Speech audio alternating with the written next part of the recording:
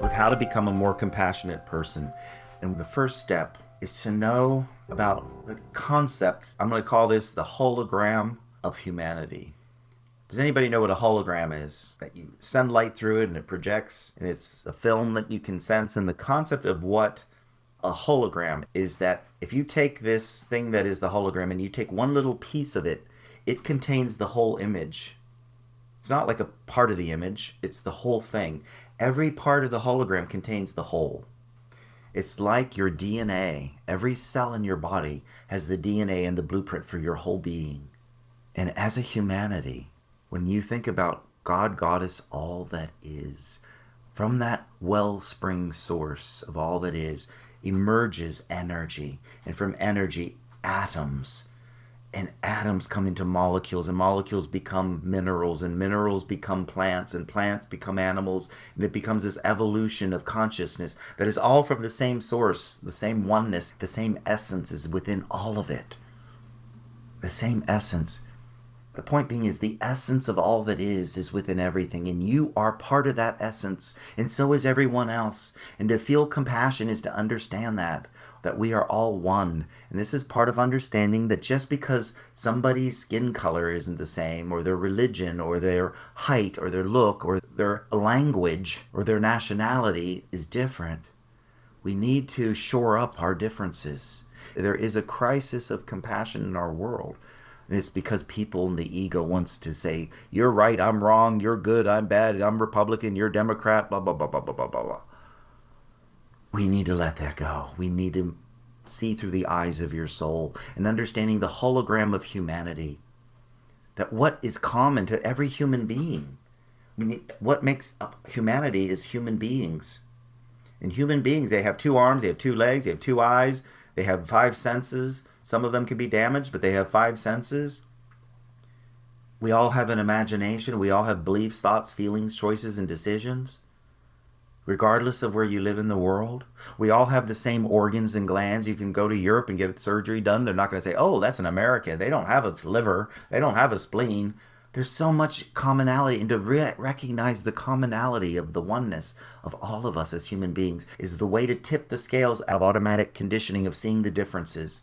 To shore it up, to shore up the differences is to see the hologram of humanity, to see that oneness within life. And to recognize it and to look for it when you're talking to somebody.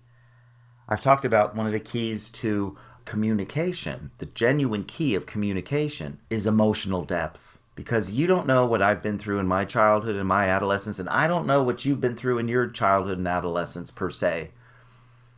But we both know what it feels like to be rejected. We both know what it feels like to be humiliated. We know what it feels like to be betrayed. And we know what it feels like to be celebrated. We know what it feels like to be rejoiced. We know what it feels like to be loved. And that allows us to connect and communicate. It's the common bond, and every human being has that. They've often said this: a smile is universal. And you can go anywhere in the world and look at somebody and know if they're happy, they're sad, they're angry. It's the common bond. And we all have that regardless. We all have a soul and a spirit. We're all an expression and reflection of God, Goddess, all that is. And to have compassion is about understanding that and being able to recognize and to value that. Even the people that are the most different, the ones who challenge you the most, are your greatest teachers about your own stuff coming to the surface. Because it's often easier to judge somebody else, what's wrong with them, because I don't want to see it within myself. It's like I see it in others and I judge them, but I don't own it within myself. That's called your shadow. I refuse to see it. It's behind me. It's dark and I don't want to look at it. But it comes up and at me through other people.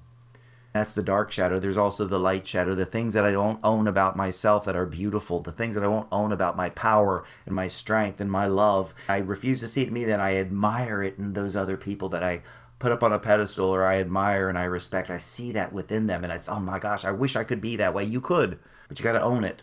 You see it in others. So you see the shadow is a reflection of what you deny. Not just elbowing out the ugly parts, the pain and the anger and the rage that you see in others and judge, but it's also the love and the light and the beauty and the power that you also have elbowed out and admire and respect in others. That's part of that hologram of humanity, to let yourself look through the eyes of your soul and to look for the commonality.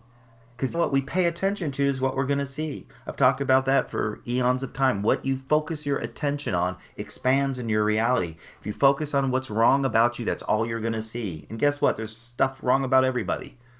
If you focus on what's right about you, what's good about you, what's true about you, shift that to make a conscious choice. All of these exercises in becoming a conduit of compassion requires you being fully conscious rather than being asleep. To wake up. Being asleep keeps you asleep, and I can't feel compassion. Well, I need to wake up and be conscious and be aware and understand and value and know. That's part of being a conduit of compassion, is being awake, being conscious, being in the present moment. You can't be somewhere else thinking about something else and feel compassion for somebody. You need to be connected and in the present moment. So practice being in the present moment. How do I do that? Learn to listen.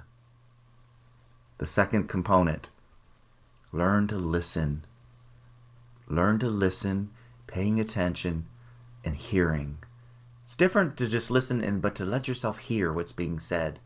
When you're talking to somebody, and they're talking about their bad day at work, listening is beautiful, but hearing what's behind the words, between the sentences, to hear about their struggle, their pain, to hear it, not again them talking about it, but hear the essence. When you have compassion and you connect, you can hear things that are beyond the words that they speak. Learning to listen, which means I need to pay attention and be in the present moment. I need to be open and connected.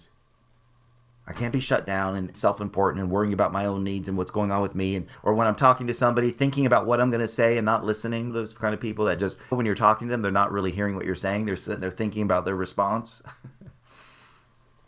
And to listen, to create space. Compassion is about creating a space of safety for that person. Like I mentioned, it begins with caring.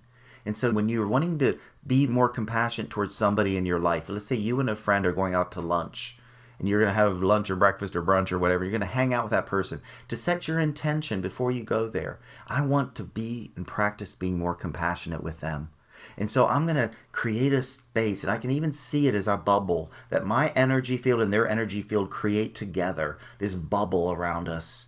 And I can ask my spirit to fill that bubble with light, to fill that bubble, that space, their energy field as well as mine, with hope, with peace, with presence, to fill it with compassion. And then to sit down and to be present and to listen, and beyond just listening, to really hear what they're saying, what they're trying to communicate, beyond the words, between the sentences, is being compassionate, being connected, being vulnerable enough to open your heart and to feel what they're going through, to be willing to feel their pain, to be empathic, to be open, to be connected, to be empathic, to learn and to listen and to hear is a big part of what allows for compassion, your spirit to come out and to connect with their spirit. And when it does, there's a sizzle, there's a crackle in your auric field. You can feel this oneness, this timelessness. We had this conversation at lunch and we got into it and we were talking. It's like our minds had intercourse with each other.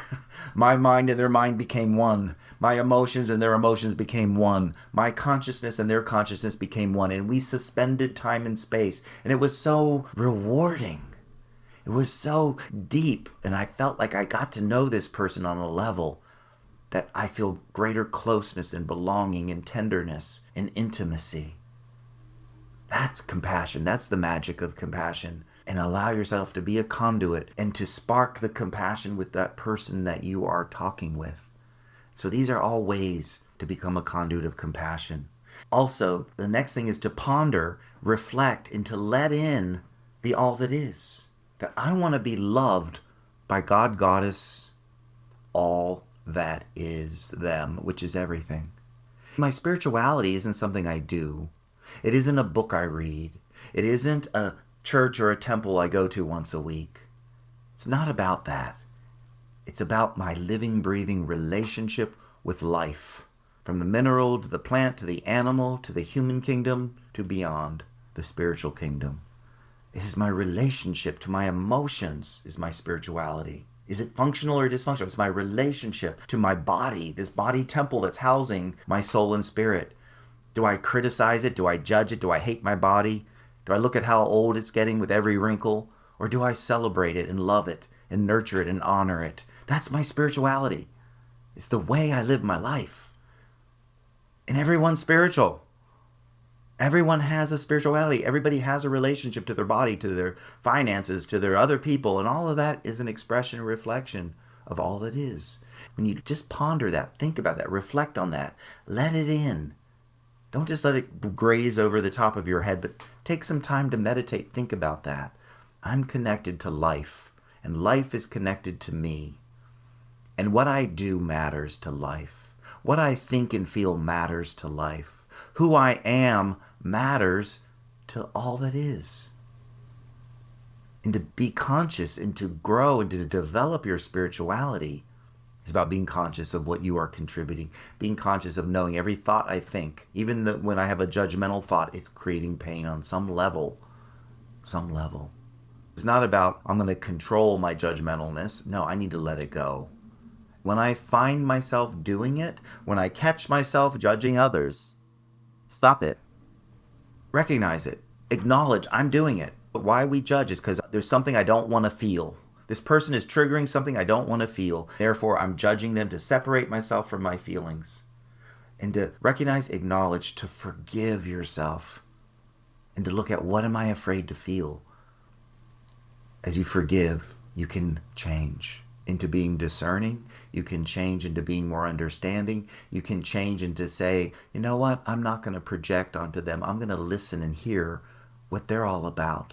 I'm going to have humility to let this be brand new, to let this situation be different, not to project the past onto it, not to judge it and project, but to be in the present moment, to listen, to learn, to hear, and to love.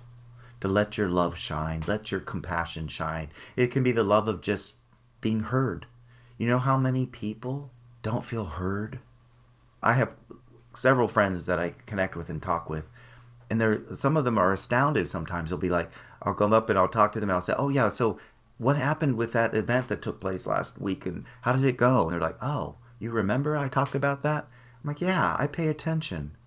Love pays attention to detail. God is love. And he pays attention to every detail. God knows your name and knows everything about you and knows your pain. And when you can let yourself pay attention, be present, to listen, to let yourself hear, you are being compassionate. And you can let that heart open to be vulnerable. And it does take a little bit of vulnerability to let your heart open to connect more deeply with the other person. But you've all had those conversations that I described, haven't you, with somebody? It might have been a couple glasses of wine that got you to be vulnerable enough to connect, but whatever it took at that time, that you don't need the glass of wine. That actually probably hindered the impact and helped. But my point being is that you can consciously create this map. The world needs people to listen to each other and not to judge and to seek to understand what they're going through, to understand the commonality of our emotions, to understand that we are all one humanity, that we are all from the same source. We are all divine. And my spirituality is my relationship to this person. Everybody that crosses my path is my spirituality. Another tip and secret that I can say to help you, especially if you find yourself judging or going into a place of judgment, or you're feeling yourself pulling away from somebody in a conversation, you're feeling uncomfortable, is to look into their eyes, to see that person standing in front of you, that grown-up, and try to see them as a child. What must their childhood been like when they're being so mean and cruel? And to try to see their inner child, to try to sense what that little boy looked like. This man in front of you, to wonder what they were as a little boy. To see their innocence can help you to let go of the judgment and to be more compassionate, to sense and see in your heart and mind that little child they once were, that woman, that little girl she once was, can help you to be more understanding. Another thing you can do is to let your parents, let them be people. Stop projecting mother and father and daddy and mommy, and there's nothing wrong with it. They're going to always be your mother and father. Whether they're alive or not, they're still going to be your mother and father. But to see them as people allowed me to open my heart to a deeper level. To let yourself do the same. To let yourself choose to be more conscious of being a conduit of compassion. When you find yourself judging, make a list of all your judgments about yourself. Start with yourself. It's easy. Start about your judgments of people, and then recognize them and say, I'm not going to do this anymore. I'm going to forgive myself for being judgmental. I'm going to forgive myself and that ego in me that does it to try to feel safe, to try to feel superior, to be self-important, to try to be in control, to avoid any feeling, to be indifferent. And now I'm going to take my power back from that part of me and be willing to feel, and to even be willing to feel the uncomfortable feelings of another. Because when you are compassionate and you are connected to somebody, there is a spiritual healing that takes place. That's what I say. Compassion is an evolved form of caring, and it heals. It's a healing force. To be with somebody who's compassionate, you can feel it. And it reaches beyond space and time, and it connects to you, and it can shift and change something within you. That's what the magic and the beauty and the grace of compassion can do. That feels complete to me for now, as far as what I want to share today. I hope you've got some value from it. I hope you got some insights, as I always try to over-deliver in all my classes and give as much as I can.